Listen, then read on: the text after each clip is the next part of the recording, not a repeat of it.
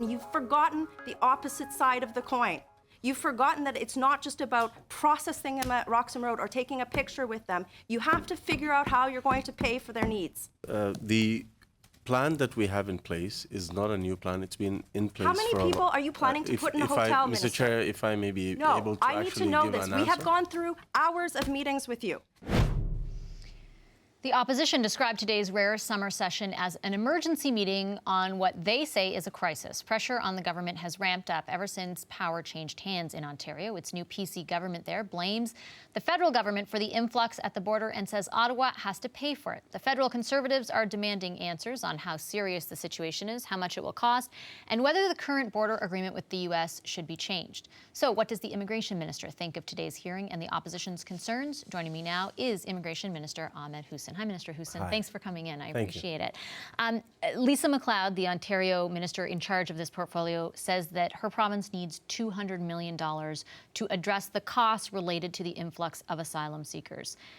Do you agree with that number? Do you agree with that assessment? Well, Canadians expect us to work together across all different orders of government to deal with issues that come up and find solutions. We may not agree on everything, but we're expected to work together. I'm very hopeful that we'll find a way to work together with Ontario. They've somewhat stepped away from the table and what do you mean by somewhat? Well, they've said publicly that they don't want to be with us on this issue, which I believe is wrong. I hope that they can come back to the table so we can work together. You said Minister MacLeod's rhetoric was not Canadian. The rhetoric, what I said very clearly is that fear-mongering and causing division based on this issue on the backs of asylum seekers is very dangerous. It's not what Canadians expect of their leaders.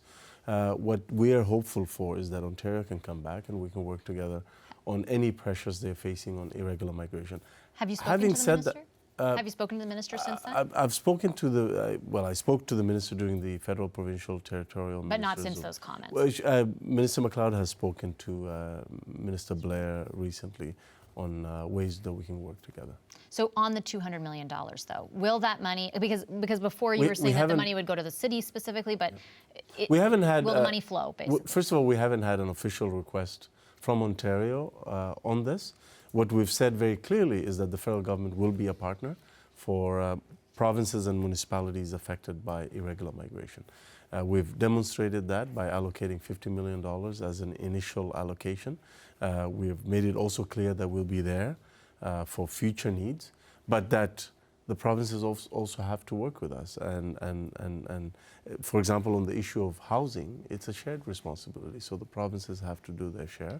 And not only on financial resources, we also have to work together to come together and work on solutions. That's what Canadians expect us to do. It's very difficult to do that when one partner walks away from the table. Speaking of solutions, though, it's not just the Ontario government raising this as an issue. It's also Mayor John Tory from Toronto, who had brought up the concern, especially around these 800 people who were being housed in dormitories as of August 9th. They're leaving. We heard from committee today from, I believe, Minister Blair, that those people would be housed in a hotel. Yeah. Is that sustainable? First of all, I speak to Mayor Tory frequently. I spoke to him as recently as this morning. We've always reassured Mayor Tory that we will be there for Toronto. Just because Ontario decided to walk away from the table doesn't mean that we're not going to be there. We're there for Toronto, and we've proven that we're there for Toronto. So we're actually, at this very moment, working on contracting to make sure that we find spaces, temporary housing spaces, for these individuals. For how long? By the way, it's not 800, it's about 540 people. So how long will those 540 people be in hotels? It's a very temporary measure. We're looking at 2 months to then move to transition them to permanent housing. I want to put something on the record. Most asylum seekers, while they wait for their hearings, prefer to support themselves by working. And so one of the things that provinces had asked us to do is to expedite the issuing of work permits so that these people can support themselves and minimize any reliance they have on provincial social services. And we responded with that. And so our expectation is that once we transition these folks to temporary housing sites, that they'll be able to support themselves within 2 months. Now, the issue of using hotels, this is something that the City of Toronto has always relied on when they're temporary housing shelters have reached capacity. And so they've done that in the past, and I'm sure they'll do that I guess in the future. the question was one of how long, but you said 2 months. 2 months, yeah. I want to just ask you, before we go, about the scale of the problem, because there has been a lot of talk lately about how the numbers have gone down in the past 2 months than where they had sort of peaked a few months prior to that. Yes. Are you concerned about the future? And we had the CBSA, the union president, I'm sorry, that represents the border guards and border personnel on earlier, and he said that, you know, the number of people with temporary protective status that will see that lifted in 2019 could be over 200,000 people in the United States. And his concern was that those peaks would come back, and then even though the situation is contained right now, it won't be next year. Can you assure Canadians that that won't be the case? First of all, no country in the world can accurately predict the number of asylum seekers that will present themselves at their border. That's because we're not immune to global migration trends, and those trends go up and down, not only between years, but even within years.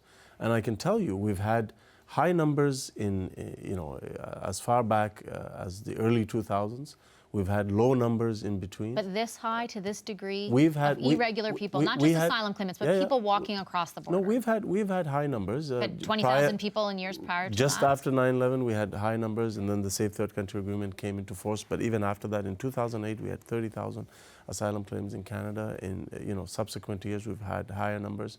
The fact of the matter is, Canada is a signatory to the refugee conventions, to the conventions against torture. We have the Charter of Rights and Freedoms that have enshrined those commitments to our domestic laws. This is not a matter of choice. This is a matter of law. And, refugee claimants are determined by an independent body. Those who are in need of protection will get to stay, and those who are not will be removed. But I can tell you, refugees make a contribution to our country. No one can tell me today that the Vietnamese boat people who fled to Canada under really difficult circumstances, when we responded to them generously, today Vietnamese Canadians make amazing contributions to our communities and are themselves sponsoring other refugees. So we have to be really careful at looking at asylum claimants as just a burden. These are people who are seeking protection, and we're committed to keeping our international obligations. I'm sorry. I thought I had to go, but I don't have to go. Yeah. I do just want to ask, though, and I understand that you're saying peaks and valleys, but the point that he's making is that lots of it has, and I know Minister Goodale kind of disputes the idea that the president's policies are in any way spiking the numbers, but since the president has come in and lifted that temporary protective status from a certain number of groups, we have seen an increase, and there are a number of more to come. So. Actually, that's not really the case. If you look at 2018, the highest number of asylum claimants, of people crossing the border irregularly, are from Nigerian nationals who have spent very little time in the United States.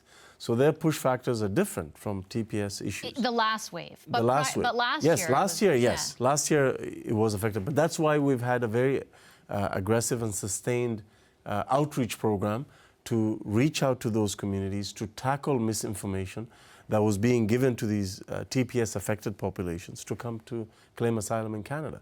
I believe that outreach program has worked because the lifting of the TPS protections have already impacted some communities now, and we're not seeing them coming to Canada. So the outreach programs that we've had in terms, even using our consulates and our Canadian embassy in Washington, so far. Have been working. I mean, right now, but the concern is, anyway, it's hard to predict the future, Understood, but Minister. we are doing what we can. I appreciate your time very much. Thank you.